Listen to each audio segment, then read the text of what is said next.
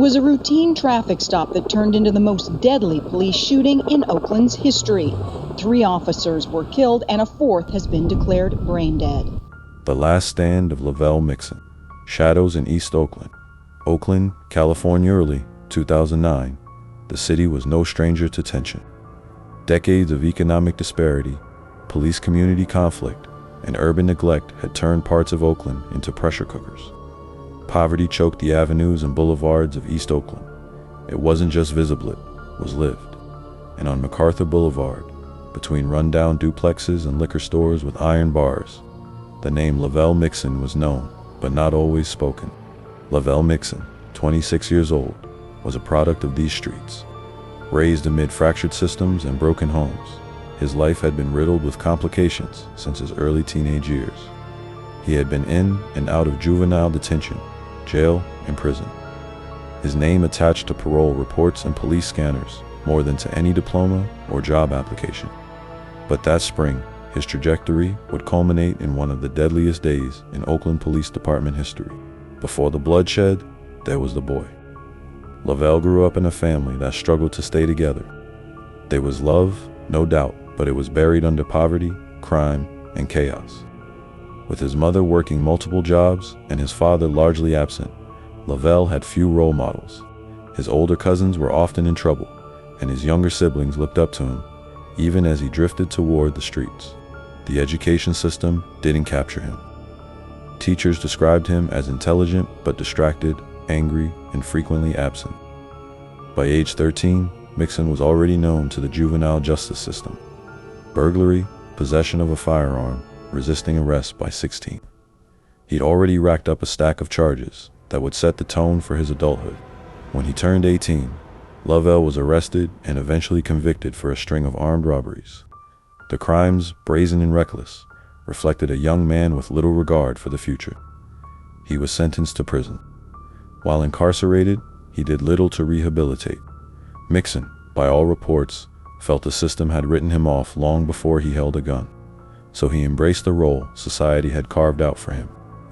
For more videos like this, like, subscribe, and turn on notifications. Upon his release in late 2008, Mixon returned to East Oakland. He moved in with relatives, tried to find work, but failed. The job market was brutal for someone with a felony record and little education. Mixon enrolled in an adult school program and claimed to want change. But parole violations, missed meetings, failed drug tests began stacking up. He knew a warrant was coming. He told his brother, "They're not going to take me back." He meant it. The weight of a warrant. Lavell Mixon was a man under pressure. It was March 2009, and the warrant for his arrest had been issued. He was wanted for violating parole, multiple missed check-ins, potential drug use, and a growing suspicion by law enforcement that he was once again involved in armed robberies. But it wasn't just the technical violations that haunted Mixon. Rumors were circulating among Oakland police and parole officers that he might be involved in something. Worse, sexual assault, maybe even rape. The suspicion came from a growing file. A young woman had described a man who matched Mixon's appearance and MO. She had been abducted at gunpoint, raped, and threatened. DNA evidence collected from that scene was under review. The results hadn't come back yet, but detectives were looking closely at known felons in the area. Mixon's name surfaced. He didn't know the full extent of the case against him, but he knew something was coming. He confided in family members that he was tired of going back to prison. "I've done enough time already," he told a cousin one night, smoking weed on a back porch. "They just want me locked forever." His paranoia increased. He stopped answering his parole officer's calls. He spent more time indoors. He was living between his mother's house and a relative's apartment on 74th Avenue. At night, he'd often patrol the windows, watching the streets like he expected a raid. The family tried to talk him down. His mother, a stern woman hardened by a lifetime of disappointment, begged him to turn himself in. "You can't run forever, Lovelle," she said. He only shook his head. "I ain't going back." March 21st, 2009, the trigger. Saturday, March 21st, 2009, started like any other for Oakland police officers. The day was bright and deceptively calm. But by mid-afternoon, It would be the bloodiest day for the department since its inception. Lavell Mixon had borrowed his cousin's burgundy 1995 Buick. He had no license, but he wasn't worried. He needed to get out, to drive, to move around the city. Sitting still made him feel like a target. As he cruised through East Oakland near 74th Avenue and MacArthur Boulevard, his paranoia was confirmed. 2 motorcycle officers spotted him. They ran the plate. It came back to a woman, but the driver didn't match. Oakland Police Sergeant Mark Dunican and Officer John Heege flipped on their lights. They signaled for Mixon to pull over. He complied. The officers approached the car. Dunican was on the driver's side, Heege to the right.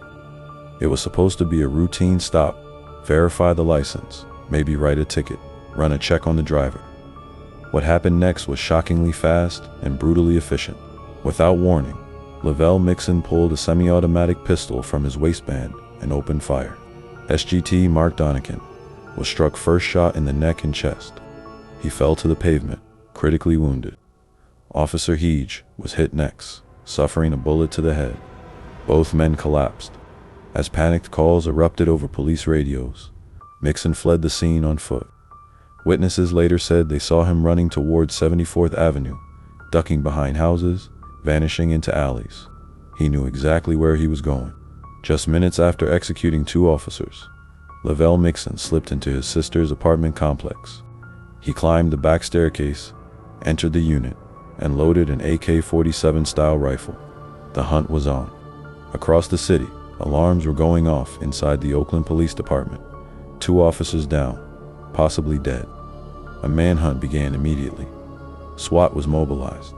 Helicopters hovered. Officers cordoned off entire blocks of East Oakland. But Lavell Mixon was waiting. War zone on 74th Avenue. By 2:30 p.m. on March 21, 2009, the streets surrounding 74th Avenue and MacArthur had been turned into a militarized zone. Sirens wailed from every direction. Helicopters thundered overhead. SWAT teams suited up. Officers gritted their teeth, knowing the threat they were facing was not hypothetical. 2 of their own were down, and the suspect had vanished into the very heart of the community. At the Oakland Police Department Command Center, a fragmented picture began to form. The suspect's name, Lavell Mixon, surfaced quickly. He was on parole, dangerous, and had just gunned down 2 traffic officers during a stop. His known addresses were flagged. One of them, an apartment on 74th Avenue, believed to be a relative's home. A tactical decision was made. Officers would surround the area and prepare to breach. Inside the apartment, Mixon was gearing up for war. He had found the AK-47 style assault rifle in the closet of a relative, stashed for emergencies. He loaded magazines, checked the weapon, and positioned himself near a window. He could hear the sirens now getting closer. Every instinct told him this was it. In the cramped living room of the apartment, his sister and her children huddled, terrified. She pleaded with him to give up, to walk out with his hands up, but Mixon said nothing. He simply stared out the window, eyes locked on the street. "I'm not going back," he mumbled again. The final stand. At 3 p.m., the Oakland SWAT team arrived and positioned themselves outside the building. They didn't know Mixon was heavily armed. Intelligence was limited, but the risk was considered high. A tactical stack formed in the hallway.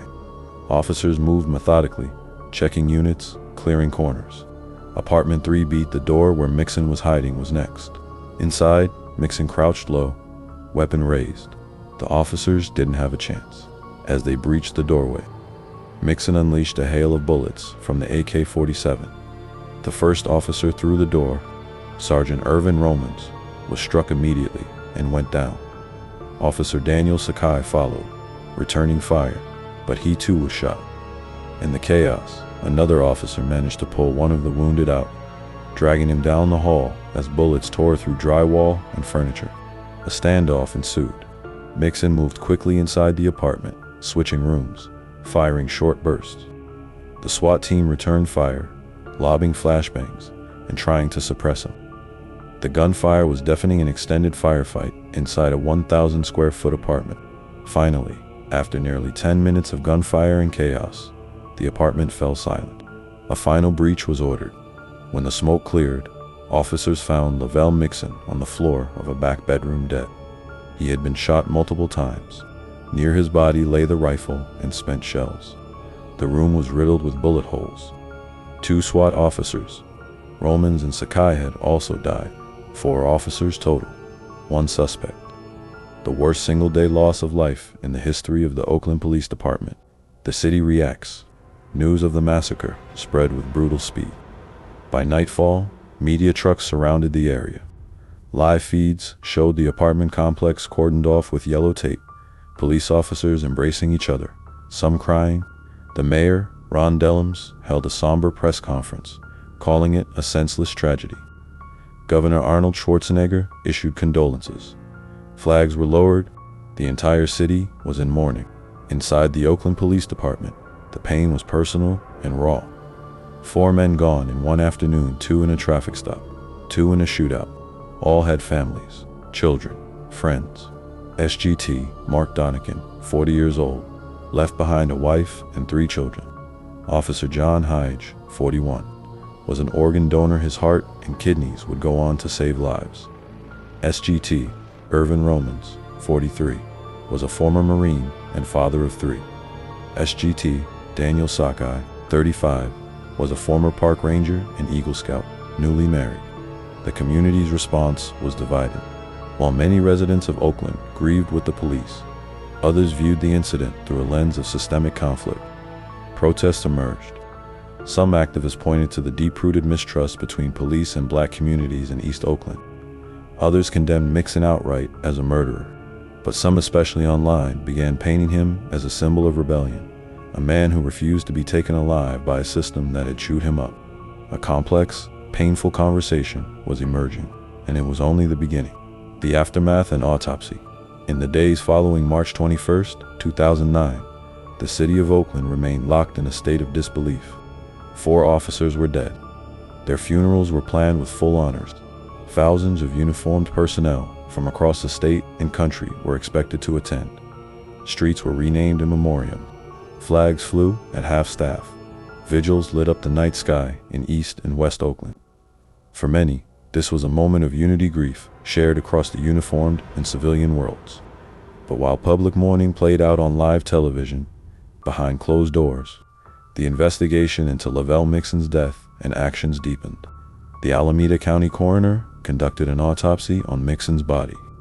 The toxicology report found small amounts of marijuana in his system, but no stimulants or narcotics. He had been shot over a dozen times, center mass, legs, and arms consistent with SWAT engagement. Several wounds were fatal, suggesting he had died quickly once officers stormed the room. Ballistic tests matched the rounds recovered from the slain officers to both Mixon's semi-automatic pistol and the AK-47 style rifle. This confirmed he was responsible for all 4 killings. More chilling, however, was what was uncovered later that week: the rape case. DNA testing linked Mixon conclusively to the recent rape of a young woman abducted off the street and assaulted in a secluded area. She had given a detailed account to police. Her assailant, Mixon, fit all criteria. His DNA matched samples collected from her clothing and the rape kit. In fact, further investigation connected him to at least 5 additional sexual assaults, including one involving a 12-year-old girl. To many, this was the final and most horrifying chapter. Mixon wasn't just a violent parolee, he was a serial sexual predator.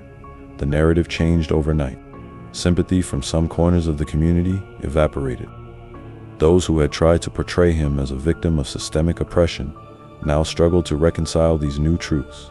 A divided city, Oakland has long existed at the intersection of resistance and rebellion.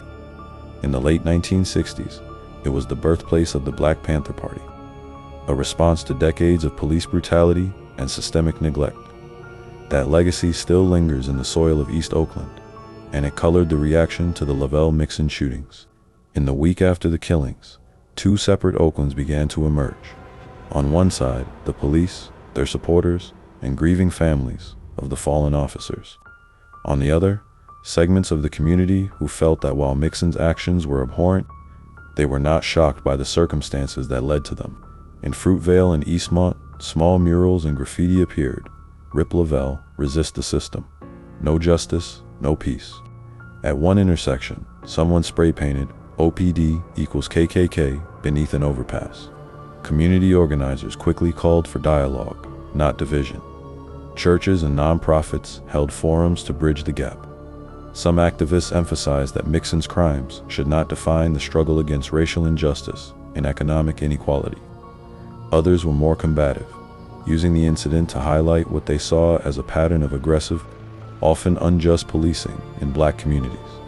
At the center of it all were for grieving police, families and an entire city asking how it got to this point. The joint funeral for the 4 slain officers ECT, Mark Donican, Officer John Hege, SGT, Irvin Romans, and SGT, Daniel Sakaya, was held at the Oracle Arena on March 27, 2009. Over 20,000 people filled the venue. Officers stood shoulder to shoulder, badges wrapped in black bands. American flags lined the stage. Bagpipes played the solemn tune of Amazing Grace as 4 caskets were wheeled down the center aisle. Governor Arnold Schwarzenegger attended. So did U.S. senators, mayors, and police chiefs from around the country. The ceremony was somber, dignified, and deeply emotional. Family members gave eulogies through tears. Officer Hege's mother called him a man who believed in giving second chances. SGT, Sakai's widow, read from his journal, quoting a passage about finding peace in public service. The city came to a standstill. Shops closed. Schools held moments of silence. Even those who had harsh words for OPD paid respects to the families.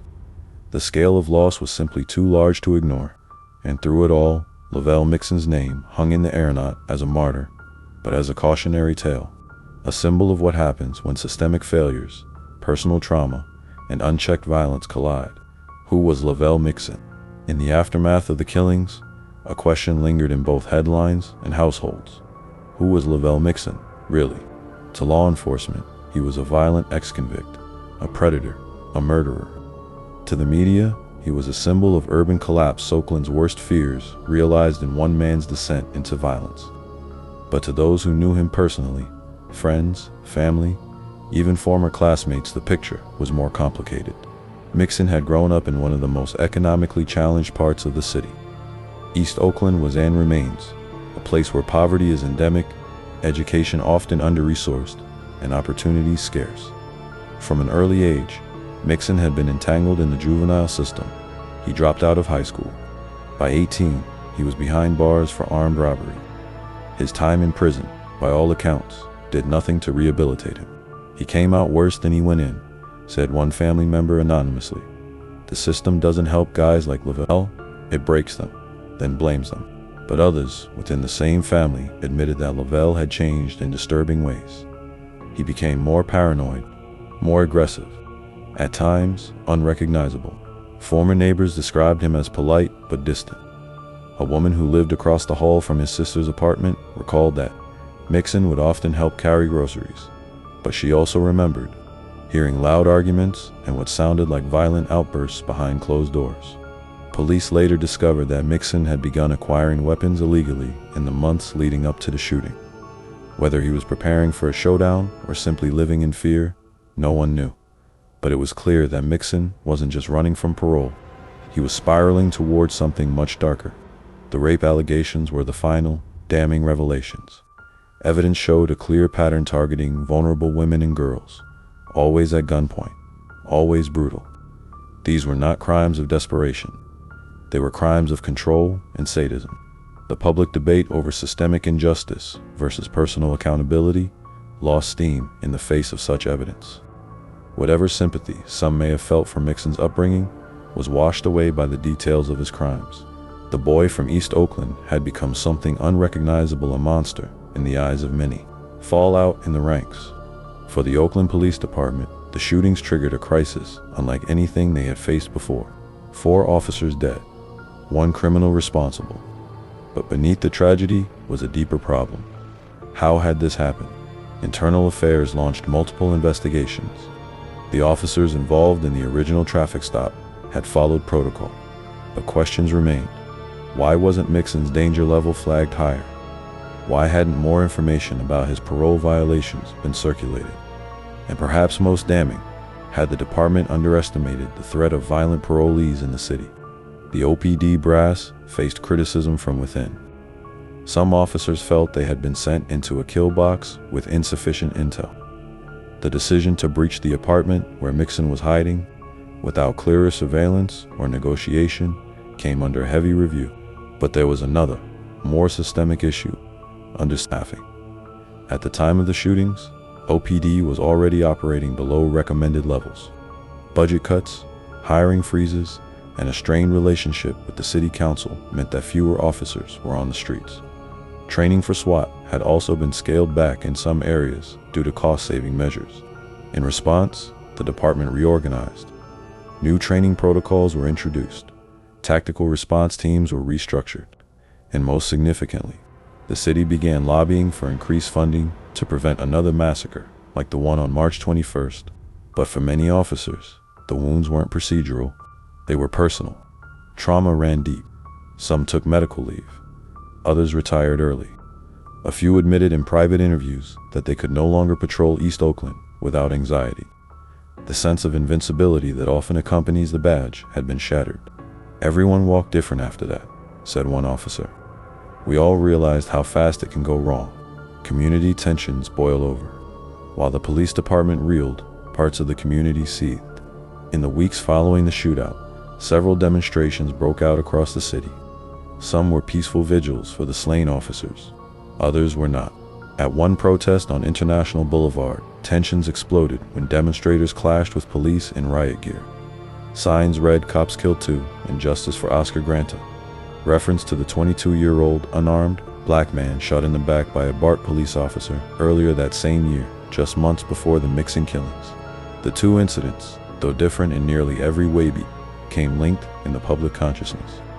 For many in Oakland's black community, the death of Oscar Grant represented the abuse of power.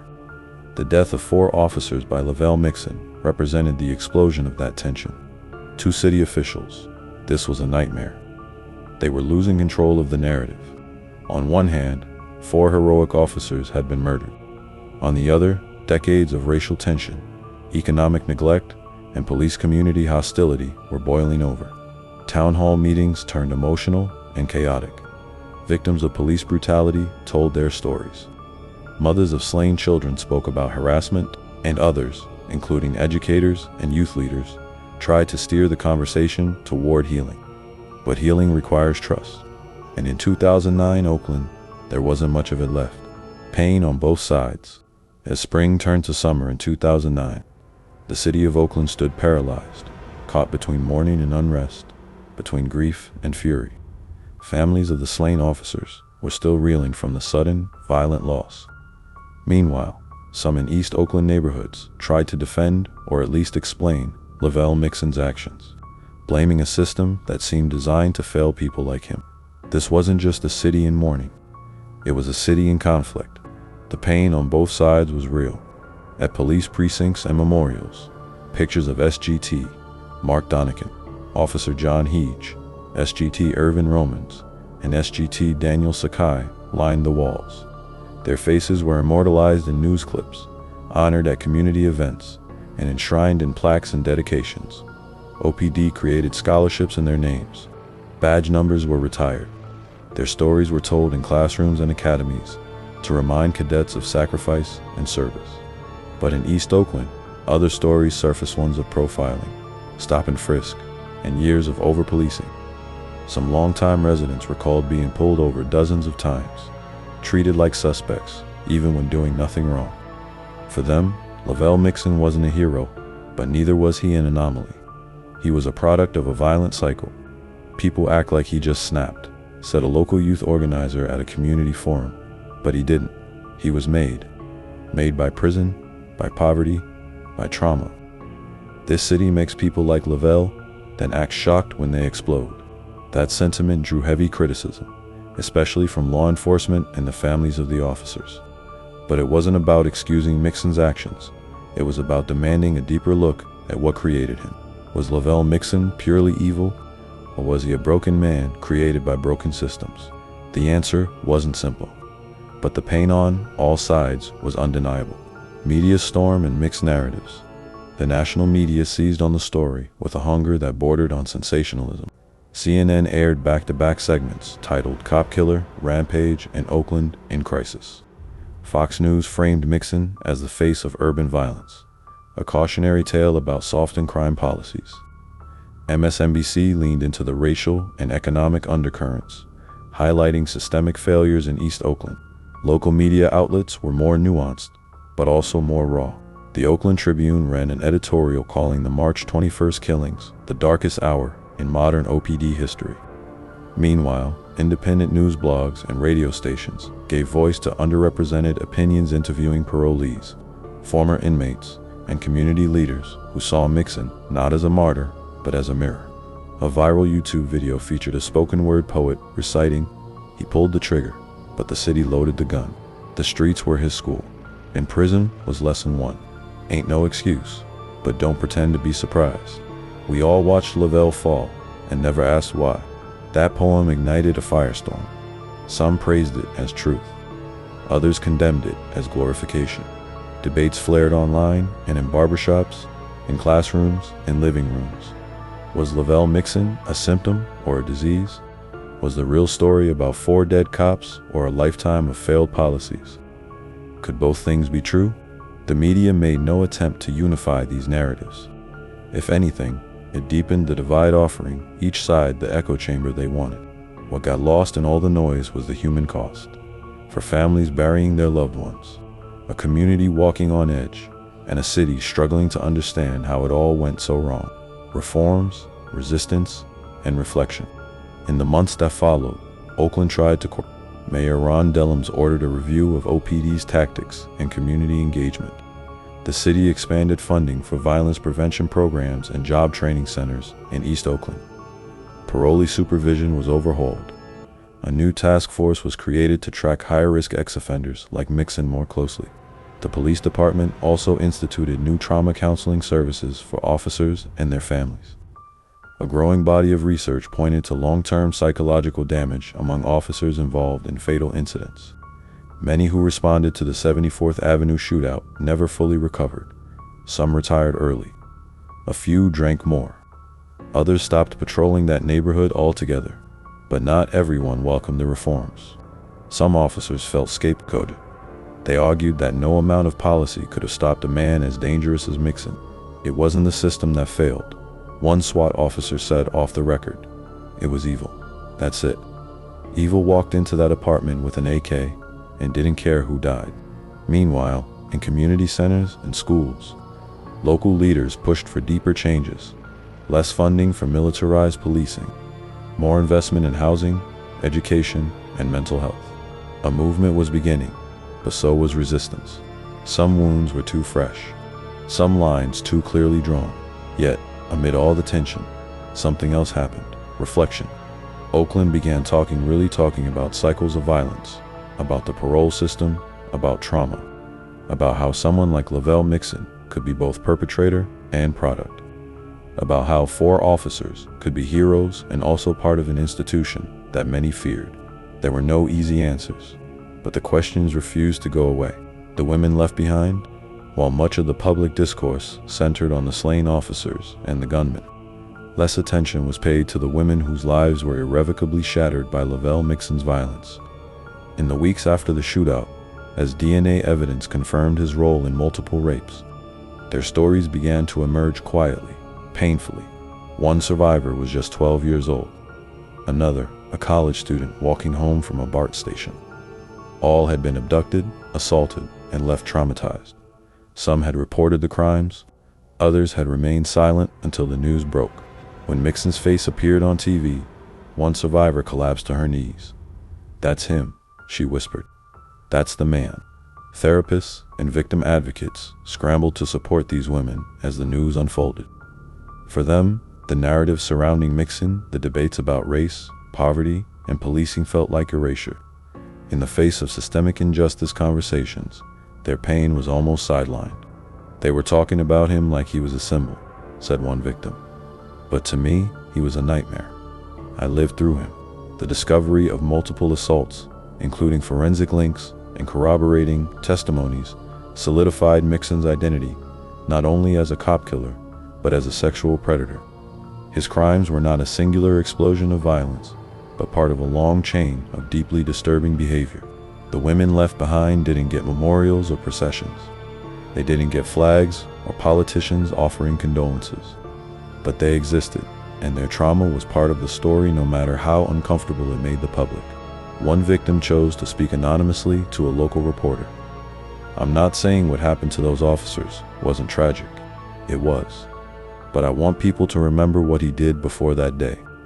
Because we were already dying inside before he pulled the trigger." A city haunted. 1 year after the March 21, 2009 shootings, Oakland was still a city in mourning and transformation. At the Oracle Arena, a memorial was held on the anniversary of the officers' deaths. Their names were read aloud. Bagpipes played. A flyover of police helicopters passed overhead in formation. But across the city, another gathering was taking place. Smaller, quieter, at a community church in East Oakland. Activists and organizers hosted a forum titled, "1 Year Later, Violence, Justice, and the Search for Solutions." Panelists included former inmates, social workers, teachers, and a mother who had lost her son in a gang shooting. The purpose wasn't to praise or condemn Lavell Mixon. It was to examine the conditions that created him and to ask how to stop the next one. One panelist, a former cellmate of Mixon, described him as cold, angry, and lost. He didn't know how to come back to this world. He'd been behind bars since he was a teenager. They let him out, but they didn't give him nothing. No tools, no therapy, no plan. Just the clock ticking down until he exploded. These reflections stung the community, not because they excused his actions, but because they hinted at a brutal truth. There would be another Lavell Mixon if the root causes weren't addressed. Meanwhile, Opt was still haunted. The apartment on 74th Avenue, where the shootout took place, had been boarded up, then torn down. A plaque was erected nearby to honor the 4 fallen officers. Officers assigned to East Oakland patrolled with heightened caution. Every traffic stop came with a new level of fear. Every darkened hallway could be another ambush. One officer admitted, "We all think about March 21st every day. Every damn day. Legacy and lessons." By 2011, 2 years removed from the tragedy, Oakland had changed, but not enough. The police department had added new tactical training and improved parolee tracking systems. Community outreach programs received increased funding. OPD worked to rebuild bridges with East Oakland neighborhoods, but trust remained fragile. Some of the reforms, like increased body camera use and neighborhood policing, were positive. Others, like the aggressive expansion of SWAT capabilities, drew criticism from civil rights groups who worried the city was overcorrecting in the wrong direction. For the families of the fallen officers, life moved forward with an ache that never faded. Erica Dunnican, widow of SGT Mark Dunnican, gave talks at police academies, urging cadets to always look twice, stay sharp, and never assume it's just a traffic stop. She also lobbied for better survivor benefits and mental health support for officers, families. Officer John Hedges' organs saved multiple lives after his death. His heart went to a retired firefighter in Los Angeles. His mother later met the man and heard her son's heartbeat with a stethoscope. "A piece of him is still alive," she said. As for the Mixon family, their lives were split down the middle. Some members expressed remorse. One cousin said, "He made a choice, and it was the wrong one. We don't defend what he did, but we miss him." Others remained silent, overwhelmed by shame and grief. Their home was vandalized multiple times in the years following the shooting. Lavell Mixon's name became a kind of scar on the city, a warning, a question, and a wound. Politicians stopped saying it. Police recruits studied it. Activists debated it. What remained was the lesson that systems produce outcomes. And when those systems break, people break too, and sometimes violently. Echoes in the justice system. The Lavell Mixon case sent tremors through California's criminal justice system, far beyond the borders of Oakland. Almost immediately after the shooting, state officials and policymakers began reevaluating parole supervision laws.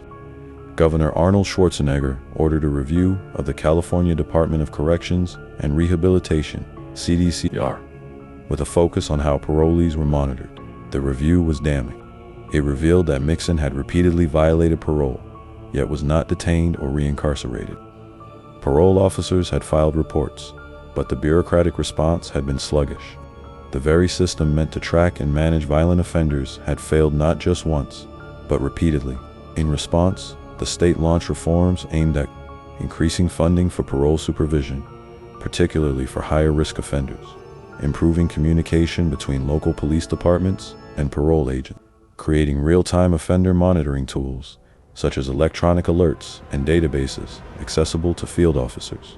Despite these reforms, many criminal justice advocates argued that the changes were reactionary and short-sighted.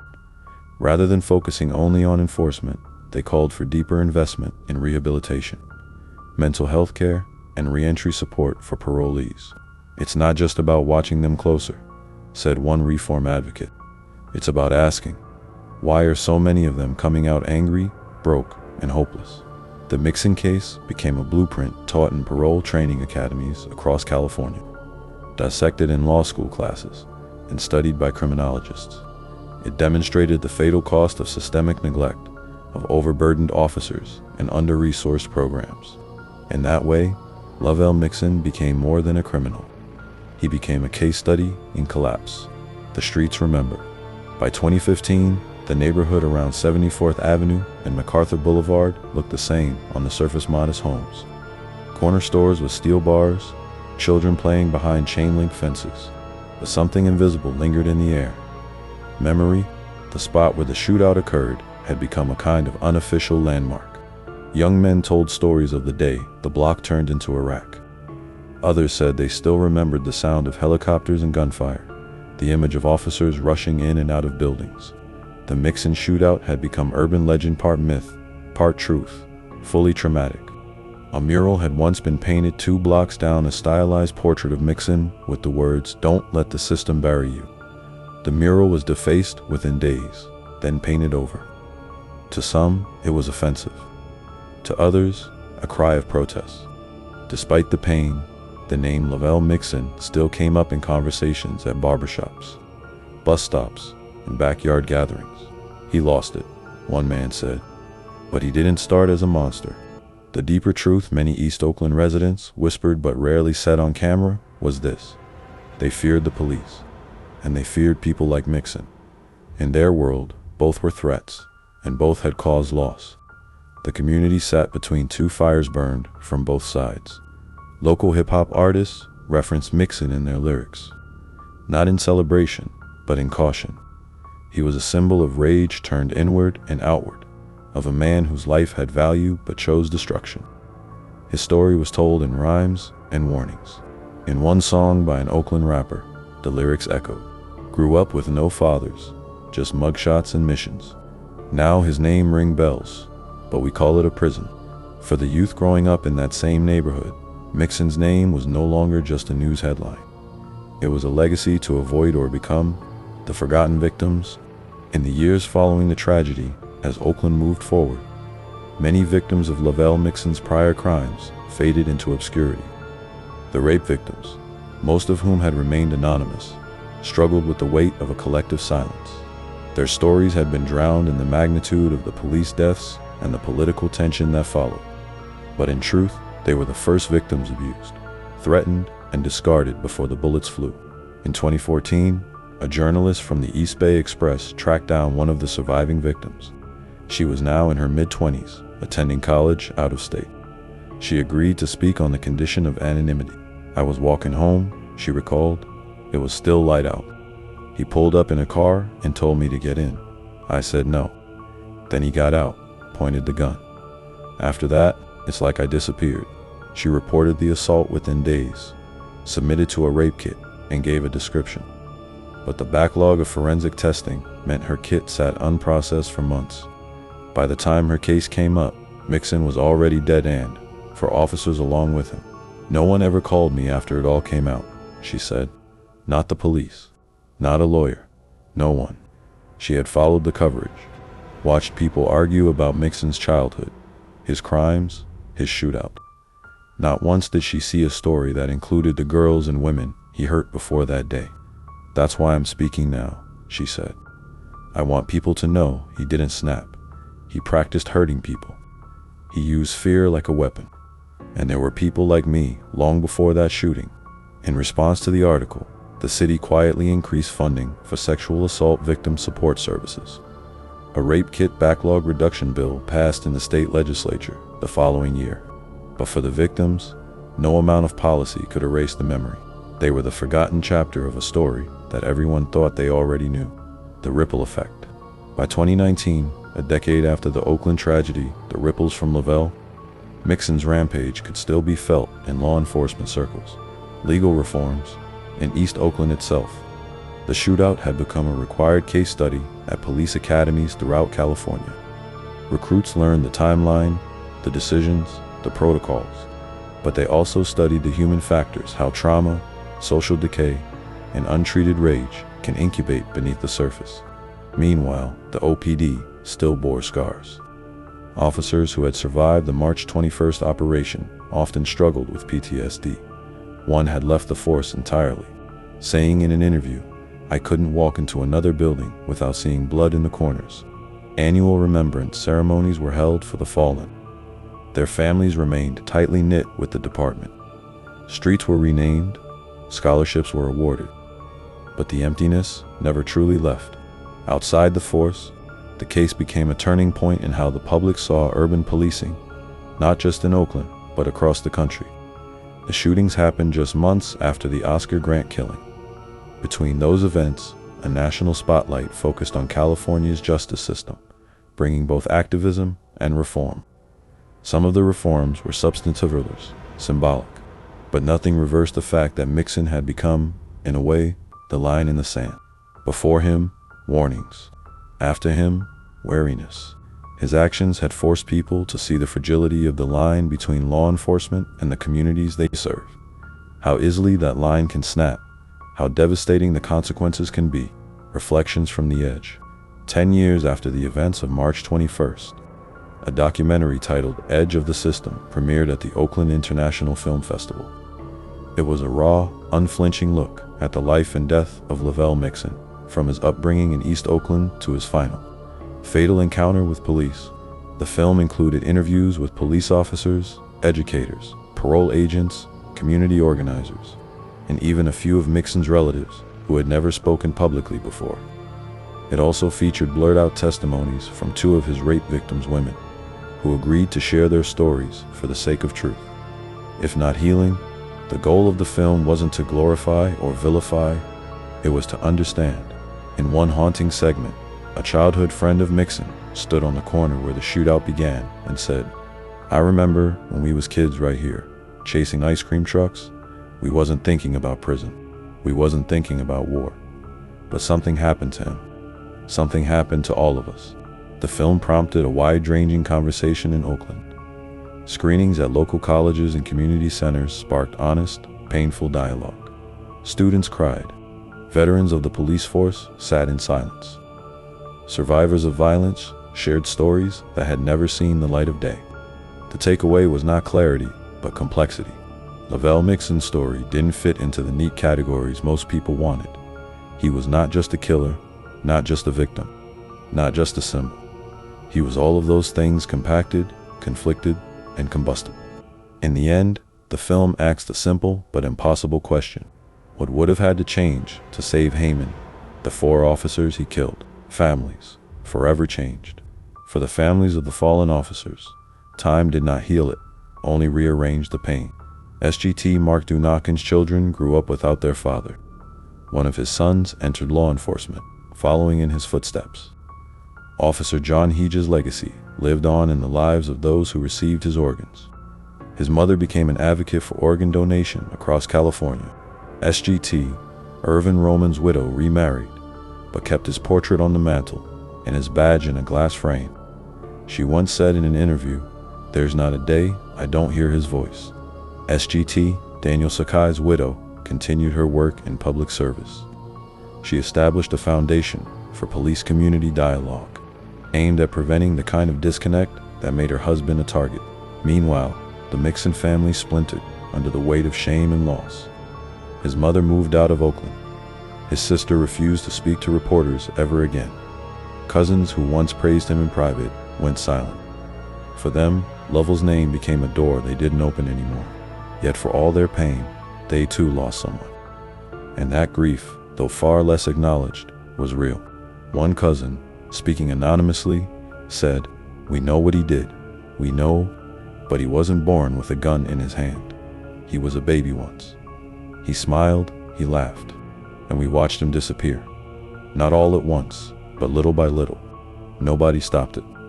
The tragedy of March 21st did not belong to just one side.